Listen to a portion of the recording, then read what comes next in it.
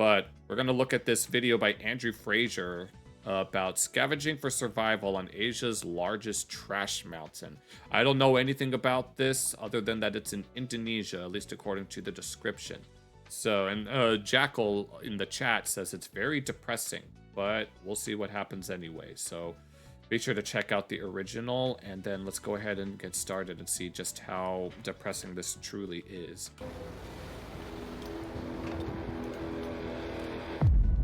And the music certainly makes it even more impactful.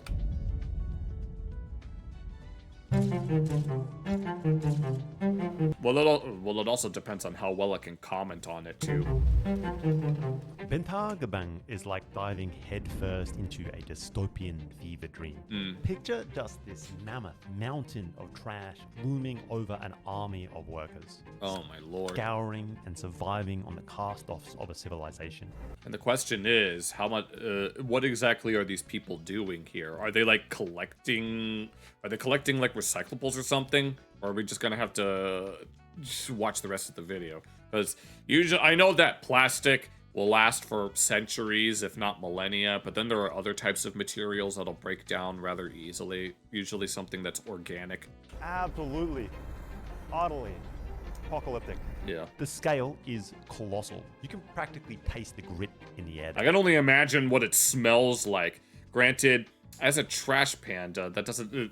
you would think that I would enjoy a place like this, but I'm fine with my current station in life. Yeah. Does he like it here? Well, he can say much about it, but this is the way he lives now, he's saying. It's an entire ecosystem. It has communities and industries that are built around these Okay, so they do have the fire there. endless hills of refuse. It is just raw, unfiltered humanity feeding off this strange lifeblood of people's garbage. But here it is very, very much a reality. And Damn. believe it or not, these scavenged plastics are directly responsible for building Jakarta's booming skyline. Well, I bet they are, given... And in the most dystopian I'm guessing he means that in the sense that... way possible. Well- Entire towns here now seem like they're stuck, Oh, yes. I've seen... There are plenty of these, like, all over the world that... It's either because they choose not to really advance themselves, or they just get dealt a bad hand by their governments and stuff.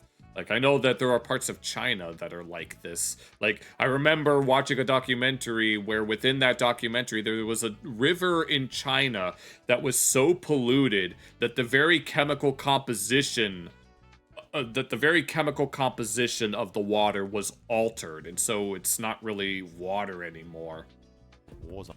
I need to wash all that in water. Well, we learned in the casual geographic that it's not really washing the food, it's rather stimulating of hands. With giant plumes of black But yes, I gotta take this town and dip it in some clean water. smoke But that might end up killing all the fishes. and everything covered in soot. So, oh my god. Imagine, no, if you have asthma, you'd probably be better off not going anywhere near this place. It's getting kind of crazy right now. It's turning Jakarta's food supply Oh, it's even messing, well, I'd imagine that it'd be doing that because I know that's what happens in other parts of the world as well. toxic, sometimes in pretty unexpected and unintentional ways, but sometimes in ways that feel totally avoidable. And so to end this episode, And so what I'll exactly be are they sitting down doing for here? a meal of what I'm calling trash tofu. And Trash tofu. So they're honestly, making food with the all name of this? kind of says it all. It might just be the most toxic meal in Oh my god, no, I'm not touching Asia. that. There's no way that people will just unironically eat something like this. Not unless they were really that desperate. This bloke's been kind enough to give me a hitch up the mountain. It's a hell of a ride otherwise. And again, it's just sort of like, I don't know, symbolic as to how big the mountain is. I can see similar kind of operation, the cranes, and then behind me, the sort of shanty villages Yeah. where people live who kind of survive on these mountains. No, I've seen these types of buildings in many parts of the world, especially in Africa, among other places. I'm sure they exist, and yeah, I'm sure they exist all over. Trying to sneak past. Thanks for the ride. These guys are a bunch of pickers taking a break. Yes? Can I get a photo? That the food isn't made for. I'm sure it isn't, but it's made. I don't know. Every day, nearly 600 garbage trucks dump nearly 8,000 tons of waste here. So is it? So are there like? I'm assuming that there are other landfills in other parts of the country. I mean, Indonesia is a very big place. It's a lot bigger than you'd think. Like the entirety from east to west spans like the length of the U.S. from coast to coast. So And when we it's a big place. show up, it's a full-on traffic jam of trash haulers. They're all lined up, barely moving. So they all just come to this place. So as we get to the top of this kind of trash mountain, working our way up, we're following this giant line of trucks. Where is Jakarta in relation to this place? Walk along- I don't think I was paying attention to the map. Beside them. And just like that, it's like we're in a whole different world. No, I can only imagine what it smells like. I've never been to or ever really seen a landfill, so I wouldn't know either way. Cliffs of trash rise on either side of the road. Machines rumble and beep non-stop. Damn. And every surface, every color is wrapped in this layer of black sludge. This Oh, is where most And all the fly. The only thing that can really survive off of this are the flies. of the pickers are operating. Again, it seems so far. Oh, you bumped your head. Sorry about that. Rub it a little. They're after anything they can make money from. And man, this is one of the most post-apocalyptic scenes I've ever seen. Oh, yeah.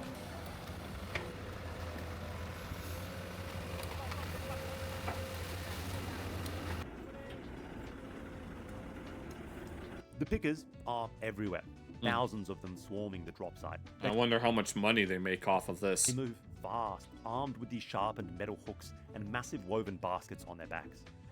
And they pull out anything of value quickly before the next load buries them. Value, huh? I can imagine there might be. I mean, I know there's the saying, one man's trash is another man's treasure, but to say that they might be picking things of value, that's certainly an interesting twist on that phrase.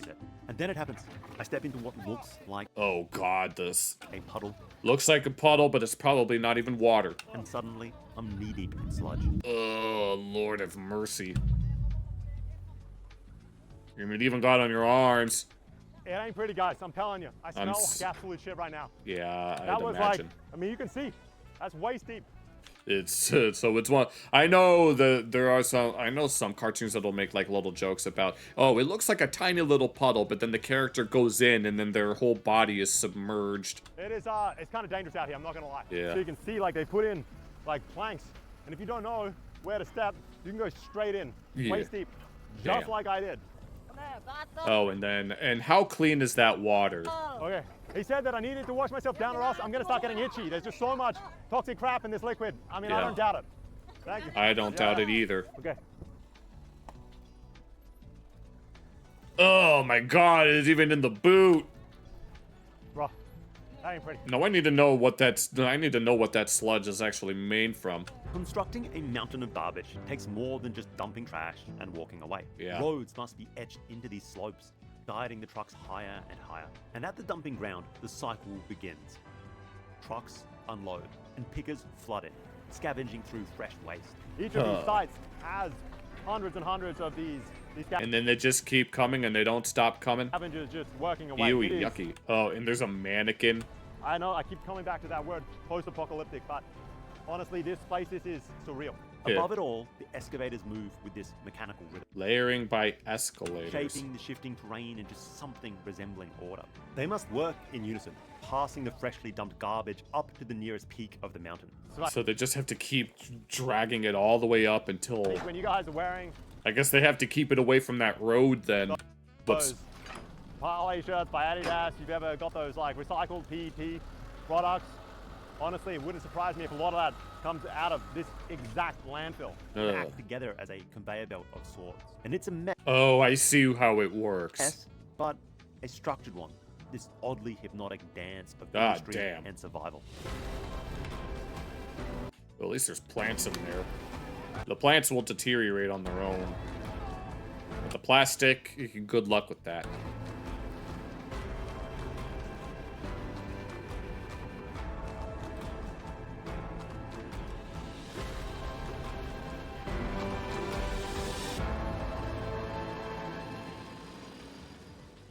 there's one final step. The work isn't done until the peak is flattened completely down Okay. to make way for the next tier. And if Okay, so we have to flatten it just so we can make it higher, and then we have to do it again. I want to understand this place, Oh, the monotony that must be. there's only one thing to do. My goal is to climb to the summit. All First, right. though, it's And I'm guessing that summit is getting higher and higher. time for a snack. A snack, and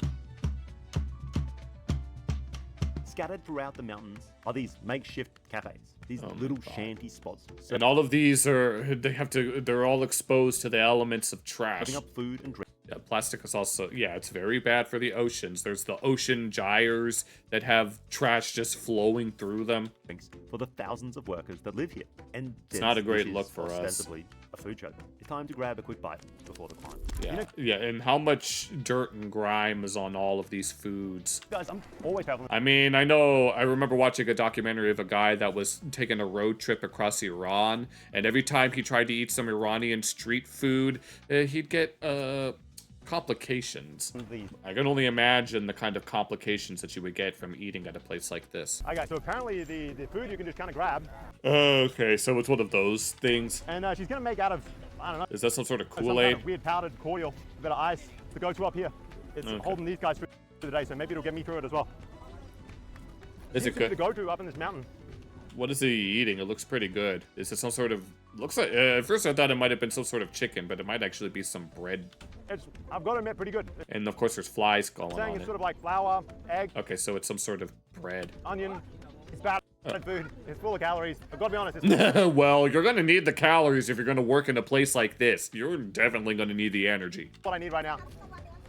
It doesn't smell too good, but nothing Yeah. comes up here. And I mean, my hands were absolutely covered in trash just a couple of minutes ago. I kind of want to see what it's like for these guys up here. Yeah. Their lifestyle, how they're getting by. And this is lunch for everybody up here, it seems. Oh. Wow, that is sweet. Well, yeah, of course. The sugar, it's more energy, more calories. More time for work. Like sugar overload, obviously. I bet it's packed with caffeine. And Oh, God, no. I can't handle that. I mean, it's long hours up here. These guys start from like 6, 7 a.m. as soon as the trucks start pulling in. And I think he just needs to survive on oily calories. And how long are the hours here if it's like 6 or 7 in the morning? And caffeine. Yeah, I can't drink something like that. That is really sweet. The other guy is just like laughing because he probably knows. Incredible place, I tell you. Yeah. I wanna- Incredible is one way to put it. More energy for swimming. This mountain. Are you gonna be swimming in the trash mountain? Let's go. Honestly, getting to the top doesn't take as long as you'd think. Yeah, it doesn't look that difficult. Up here, we But there's always a chance that you could slip and fall, or maybe you could maybe there's some sort of sinkhole within it. see the final step in action, the flattening and compaction of the trash. So this is the very top of this particular peak. You can see This particular peak. I wonder what kind of trash lies underneath all of this. And who knows how long it's been there. It was also the pit. Probably not. Place of mention, pick for Elysium, because it looked just, I don't think I've ever seen that movie. I don't watch a lot of movies, so. the bulldozer's finally moving the trash up here. We have a ring of the pickers quickly getting through the freshest stuff. But I'd imagine this would be a very good place to set a dystopian type movie. And often it's right at the top here. This is no. You know what this reminds me of? Wall-E. That's the perfect movie that describes this. No, this is literally what Earth looked like in Wall-E. At these peaks, and they can be the most dangerous because they are obviously at the most risk of collapse. No and lakes of or volcanic rivers. explosion. Yeah, I think I've mentioned that my mom will never swim out in the ocean. At each peak where the chain of excavators ends, a bulldozer takes over. It waits as massive piles of waste dump in front of it and then rolls it over, pressing everything down in place. Yeah. I can only imagine how old even just a third of this stuff is, especially at the very bottom and the very middle. See, when these things roll past, they do not give you any warning. It's just kind of, it starts moving, You just kind of have to know. and you get out of the way, or you're kind of toast. That dude wasn't lying before. My feet are itchy as hell. And just like with the excavators, the pickers are Yeah. never far behind, trailing every move, looking for one last chance to grab something valuable. Yeah, what exactly of valuable are they even trying to grab? Someone seems to react to me, you know? Some white guy rocks up with a camera on top of this giant mountain full of trash, and everyone's just kind of cool with it. It's just another Tuesday for them. Is there just some sort of black market that they sell certain things to? Are there like perfectly good items that are within these heaps that are all like, huh, we can't let these go to waste. I know, I'll give them to Pearl for Christmas, just like the batteries in Mr. Krabs' robot radio, whatever the hell. You know which one I'm talking about. And the flies and the maggots.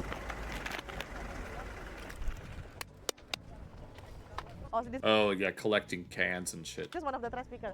How long's he done this for? Since 2019 he's saying. 2019? 2000. How old are you? Berapa umur Mas kalau boleh tahu? 23.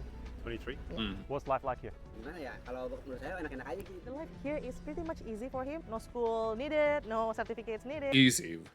No need to have a good suits to work, so he just work and get money. So you like? Okay, so sounds like your average job, I guess. I can't remember. Would this be considered blue collar? I can never figure out what blue and white collar mean. This lifestyle. Yeah, he said okay. It's okay, just working in trash all the time. In this land, Like a sort of like a garbage man, because I know that the South Park, which one was it? The South Park Pandaverse special, the handyman with the Waffle House shirt, making more and more money because no one knows how to do shit anymore because of AI, even though AI can't really do something like this. scavengers routinely face extreme physical danger. Around Yeah. 600 garbage trucks deliver nearly 8,000 tons of waste daily, meaning bulldozers and excavators are constantly moving mountains of trash, causing frequent accidents. Scavengers risk being crushed by heavy machinery or buried alive under collapsing heaps of garbage. Is that a shoe? Does he like it here? Well, he can say much about it, but this is the way he lives now, he said. How much money does he make a day? No. So he said that per day he don't know, but per month maybe he can get like $1 million. 1 million rupees. Oh, $60 a month? Really?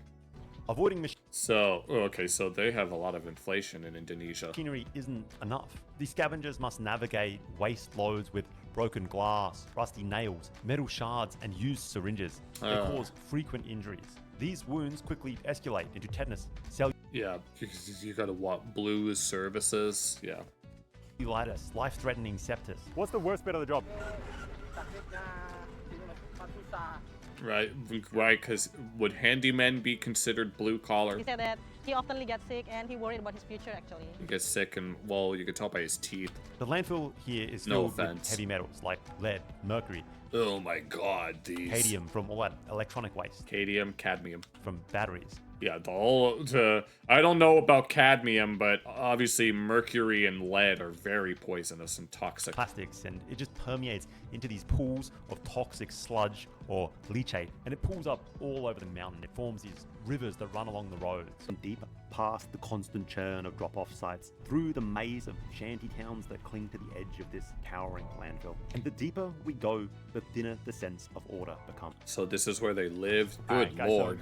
in the sort of the outskirts, the alleyways of the trash mountain is where everybody here lives. A lot of these pickers, they're from these sort of Popeyes, oh lord have mercy. provinces, but they have these kind of I wonder how many of these are Jollibee. shanty networks I know Jollibee is Filipino, correct? of houses where they're going to live, they're going to reside. Where the last site had some kind of structure, some rule, some level of road safety, and even security, this place feels different, raw, unchecked, the wild west of waste.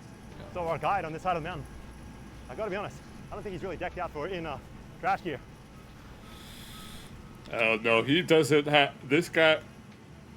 Sorry, this guy definitely does not have the pants for this type of thing. This is where the risk is just impossible to ignore. The pickers work in a constant state of urgency. So I'm assuming that they're trying to pick out recyclables. Heads down, scanning the waste. Because I saw all those Popeyes little containers, and those are obviously cardboard. Anything of value. But the highest reward comes with the highest risk. Staying dangerously close to the excavators and the bulldozers. I mean, they're basically hoisting up on this thing. This is probably not the safest thing. This is the first time I've ever been on an excavator. Oh, What a so ride. I mean, would that be? I'm pretty. Oh no, that's not a cherry picker. A cherry picker is something else. Would this be considered a backhoe? right on the edge of this cliff. you can feel the mountain below you kind of shift as he gets the bucket load. Like right now, I can feel a whole excavator reaching over as he's grabbing that bucket. Yeah, if you're not careful, you could accidentally dig something that can cause the excavator itself to fall over. Then he's going to swing it back around. Within seconds, you have no visibility around what is there. You couldn't.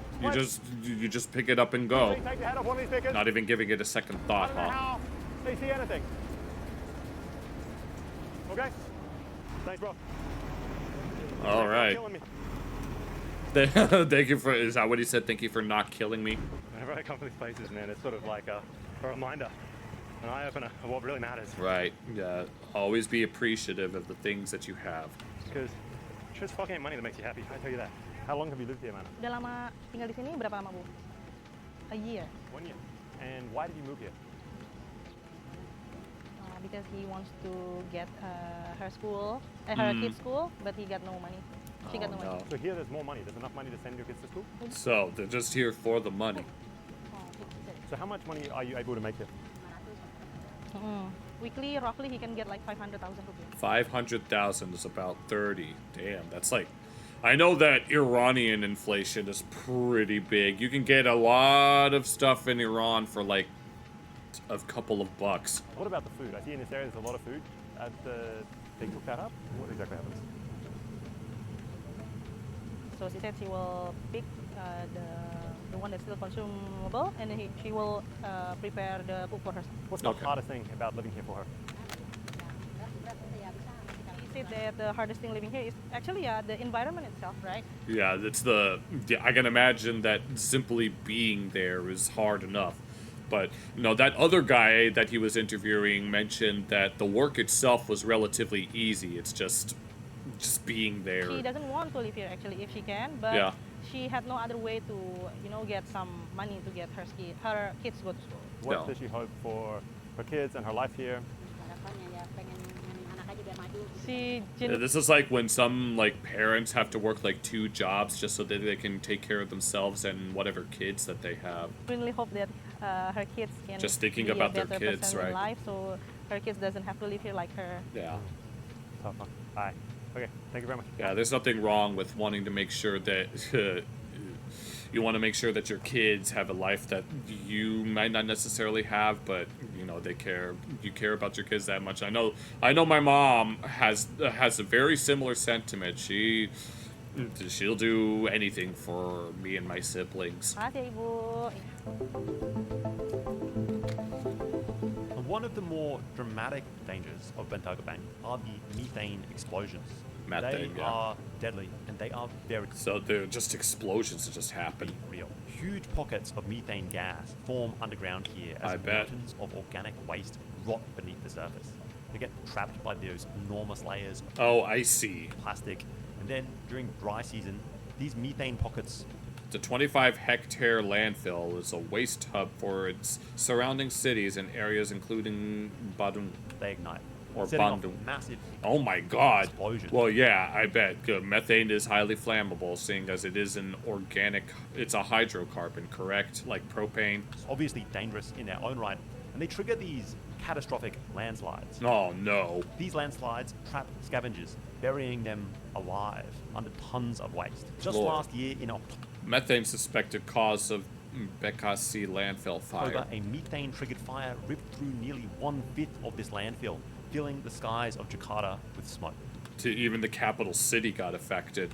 And so, there I was, on top of one of the world's largest trash mountains. Knowing that it could catch on fire, knowing that it could catch on fire any moment. And I'm thinking to myself, presumably it is fatal. 2 primary questions came to mind. Just how far across Jakarta does the toxic health hazards of this mountain really stretch? And secondly, what the hell are all the scavengers collecting this plastic for anyway? No, that's what I've been asking. What are they doing with it all? How does it affect Jakarta? In Indonesia, lime is basically white gold. Oh. Nowhere is that clearer than in the booming metropolis of Jakarta. With over 10 million people in this rapidly developing city. Given that it is the capital. Although, I do remember watching a video by, I think it was Real Life Lore, mentioning that they want to relocate the capital because apparently Jakarta is not that great of a location in respect to other parts of the country. Another 20+ million in the outskirting area. The demand for building materials is through the roof. Yeah. And that's where the lime industry Okay, so they're collecting limestone, and that's why all this trash is... steps in, taking raw limestone, calcium carbonate, and cooking it in kilns to create materials that are absolutely critical for everything from mortar to... Okay, alright, so this is where it comes together, because I think he mentioned at the beginning of the video that what they're doing is very important for Jakarta itself. plasters to steel making, and notably these lightweight AAC blocks, which are kind of like the backbone of much of Indonesia's construction. And I see. I do know that limestone is also used in the making of chalk, all but around schools these days don't really use chalkboards anymore. Jakarta, lime producers use these massive old school batch kilns where they literally just layer limestone and fuel and light it up and keep feeding it so that it burns at an incredible Oh wait, are they using the trash to keep the fires going? temperature for 2 days straight. 1, Is it specific pieces of trash that are like better at burning? 3, 4, So these are all like 4, kilns. 5, 6 massive kilns. Yeah, the only thing I know about kilns is that we use them in art class in order to glaze ceramics, among other things. I think that's what they're... I know that they're used for ceramics and stuff, but yeah. Yeah, we also had chalkboards as well. These days, people use marker whiteboards and smart boards as well. Only 2 are currently Or at least nowadays, that's what they use. I remember we had smart boards and stuff. operational. These ones are getting cleaned out in front of me. And then again, just further on in the district, is almost like an entire village that is And then we also had little projectors. operating exactly like this, just burning this trash. And the wood that they would Okay, traditionally so, alright. So they are using all that trash for the kilns. rely on is That's anything crazy, man. but cheap. You see where I'm going here, right? Yeah. There is, of course, a seemingly endless mountain of dirt cheap, rubberized plastic Damn. trash, and you can burn it. Alright then. Well, at least the plastic is being used for something. Trash Although, I don't exactly know what the waste products rolls are in after here by that. the truckload. So they're looking for good plastics in order to burn them for the lime. By the time I show up, there's already families sifting through piles of rejected laundry detergent. Because hey, why throw something out that might be perfectly Rejected laundry detergent, huh? usable? And these guys have apparently just like a ton of used washing detergent. There's something about that kind of like metallic look on this plastic that is just jarring. I never seen detergent be packaged like this. The kind of detergent that we have is usually in a liquid form. Finding these ladies, these I mean, I know that, like, solid detergents, like, I know that baking soda can be used as a detergent, but... villagers here are going through all of it, finding the ones that are not empty, Okay. so they can be reused. So they're... Okay. I mean, why not? Why burn it? They keep these kilns burning with just huge bundles of plastic. Workers pile them up, shove them in using these long bamboo poles. And once it hits the heat, everything just erupts in flame. Each new load sends massive clouds of black smoke rolling into the skies. This is coming in thick now. Oh my god. What? Yeah, I wouldn't want to breathe that in either. If it's just burning plastic. And after burning away I know what burning plastic smells like. It's not a very pleasant smell. for a few days, once the lime pile finally collapses into the kiln, it's time to haul it all. And then we break it out. We Wow. break it Alright, out. so here it is, guys. The final product. Is this truly the most effective way to mine They're limestone? loading up everything from this pit, from this giant kiln that's been burning away for 2 days, loading it directly into this truck. Okay. Literally one bucket at a time. It is slow and grueling work, but that's the process. A couple of guys just loading the truck, and 2 miners below just digging away. They have these big arm sleeves on. They've got this one Yeah, line and how much do they acquire after a certain period of time? just sort of lighting up the entire pit. The lime is then bagged and hauled into trucks that will take it off for further processing into the AAC blocks. Okay. And at the tail end of this entire process, there's entire stretches of farmland that lie under this kind of thick, toxic coating of kiln Oh dust. lord. Then that can't be good for the plants and animals within those You farms. can just see these fields of like of waste, Unless it's not that kind of farmland. just sludge. This is the very bottom of the kilns that it can't be used. It's not getting turned into bricks. It's just, and it's probably some of the most toxic shit on earth. And it turns out that much of the food in this area is affected by it. Yeah, well, obviously. Studies sampling eggs from farms located near lime production areas revealed that they had dioxin concentrations around 3 to 4 times Plastic waste flooding Indonesia leads to toxic chemical contamination of the food chain. higher than the maximum safe level defined by national health guidelines. Huh. And sadly, plastic poisons And so I mean, people talk about microplastics in our food and drinks all the time. No, the microplastics that we have here in the US are nothing compared to what they have over there in these landfills. still manages to find all kinds of other ways into what people eat in Indonesia. And that brings me to what I'm calling trash tofu. It's kind of exactly what it sounds like, I think. This morning, we're doing, it's sort of like stinky tofu, except you get the stink a different way. It's a different type of stink. I've never had or seen tofu per se. I mean, I've seen tofu, but I've never had it or smelt it before. Fermented, like the Taiwanese would do. It's a little bit more challenging than that. And so they're just making the tofu here with all this trash everywhere. Or are they making something else? So this kind of giant water boiler here is being filled with this mix of wood and plastic. The Oh, plastic's Lord. almost like a fire starter of sorts, I suppose. It is probably also just cheap fuel. It's getting like loaded up under the bottom here. Whilst At least it's the effective. fire is cooking up there, getting seriously hot with all that trash. We have started to kind of like unload these soybeans that have been soaking And I bet that water's fairly dirty. all night long. The beans then get fed through this just giant grinder and broken Ugh. down into milk. They're then moved over to this huge trash-powered boiler, and they're going to churn away, boiling away for a good 20 minutes or so. That is wild. Just this huge amount of steam being pressed through these two tubes here.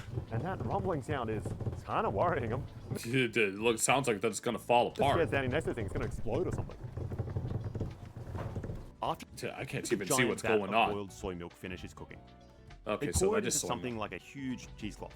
Some kind of giant soy latte. Is this how soy products are usually made? At least not in this type of environment. Is being cooked up from that giant pile of trash.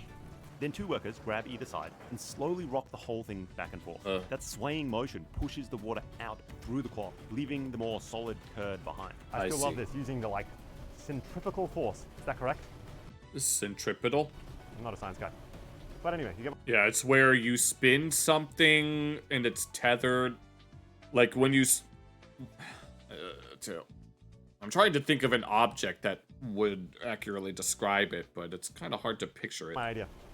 Kind of the momentum forces the milk But out. yeah, when something is tethered and then it spins around and it stays like... Oh, you know what I mean. You could probably figure it out on your own.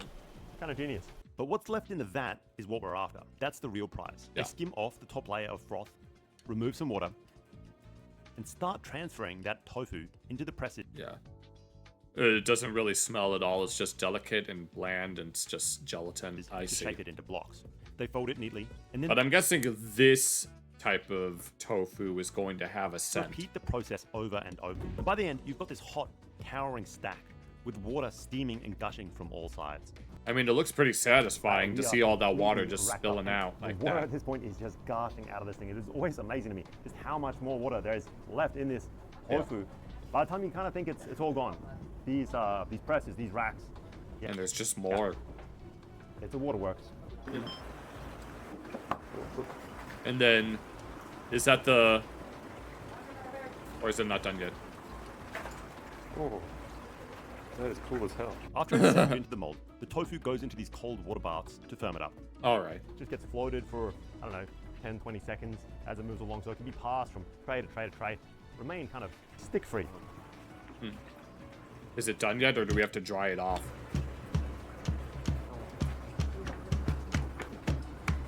They then I'm guessing that's where you dry it off. slice it down to Soy a set wax. template, the perfect Wax size candles, for a huh? market block. Do you guys think You can use soy for a lot of things. You can use corn for a lot of things. We learned about that in, like, what was it? It was either in cooking class or it was on my own time. There's corn in a lot of products that we buy, including diapers. he's a Luka Doncic fan now? I bet he's pretty happy about it. And then it needs to be colored. So we start crushing tamarind in this big mortar and pestle. Tamarind.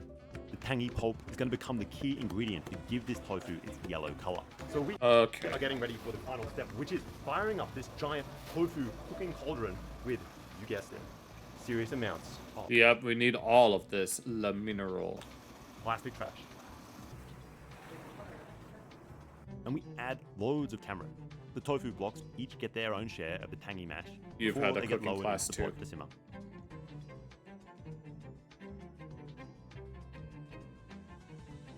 And so they cook the tofu and all of this. And after a few minutes, they come out with this lovely gold yellow finish.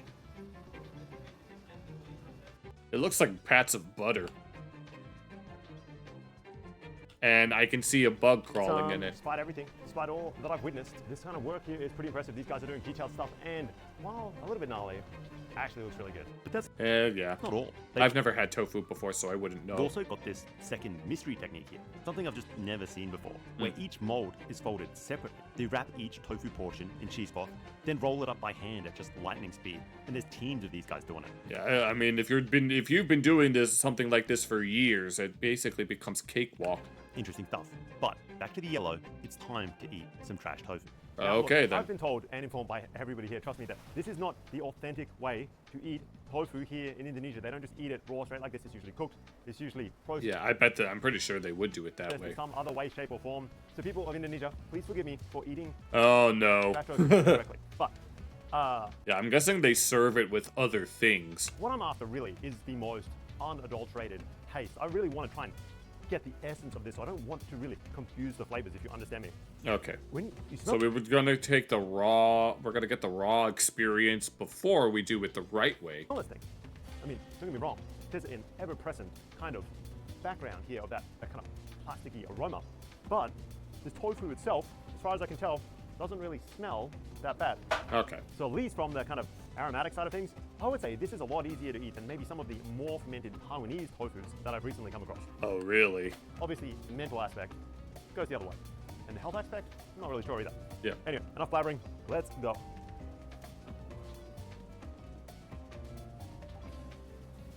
So what's Look the? at that. The smooth, tofu-y taste. The sides, the outside has kind of like skinned up just a little bit. There's a little bit of texture. That gooey middle, there is, I'm telling you, no aroma other than that. No aroma. I know. Yeah, I think Rody mentioned that it doesn't really taste like much. And so far, that's pretty good tofu. I'm not gonna lie. At least he likes it. Right, one final bite, guys. You know what? I don't even really get any of that turmeric flavor. I just get that kind of smooth, buttery, tofu-y flavor. Okay. Well, at least he Despite likes my it. kind of, my misgivings, my questions about how healthy Yeah, this I might be mean, it might for depend. you in the long run. He might, whether or not he gets sick later. Well, the video is almost over.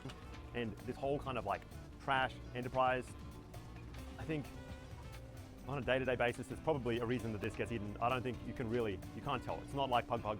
It's not like thinky tofu. The tofu here itself tastes good. It's just the other kind of problems. It's just all of the things that surround it rather than the thing itself. Situation. Okay, good. You know, like food and culture is always the connection, but Yeah, honestly, the stuff that really excites me is otherworldly stuff, and I think there is no better word to describe this than completely and utterly otherworldly. This place is trippy. okay, that's that video. Poisoning millions. What's really in Delhi's food supply? Well, it is India, but I don't want to harp too much on that. Alright, that was definitely low-key pretty depressing. I mean, I'm not particularly depressed at the moment, but it does give you a lot to think about, that's for sure. To know people's stations in life, knowing that so the people that work here only work here so that they could to build a better future either for themselves or their loved ones. So you have to at least admire the tenacity.